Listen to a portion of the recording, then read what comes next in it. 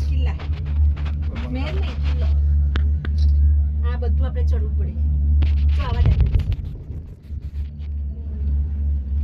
આ છે ને આ દાદર જો અહીંયા સાઈડ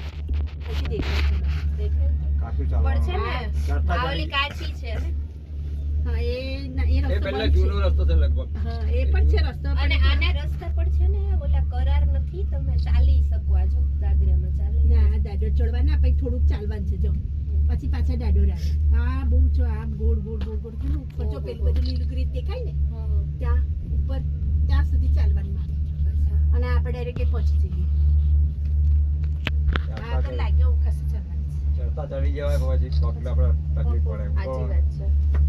ઘણું છે હો, આમ પોડું પોડું ચાલવાનું તો પાછું ગણતા નથી ને આપણે ચાલવા સિવાય ને આ મસ્તી ના આવે તમે આ બહુ મસ્ત લેવો ને દેખાય છે જો. ફોટો આમાં ભદ્રકાળિયા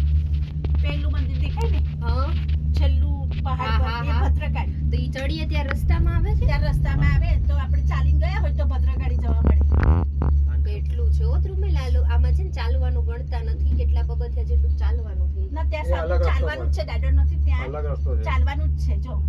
પણ પણ ઘણું છે ભદ્રકાળી ખસતું ચાલવાનું છે અડધો પોણો કલાકનો રસ્તો છે આટલું ચાલવાનું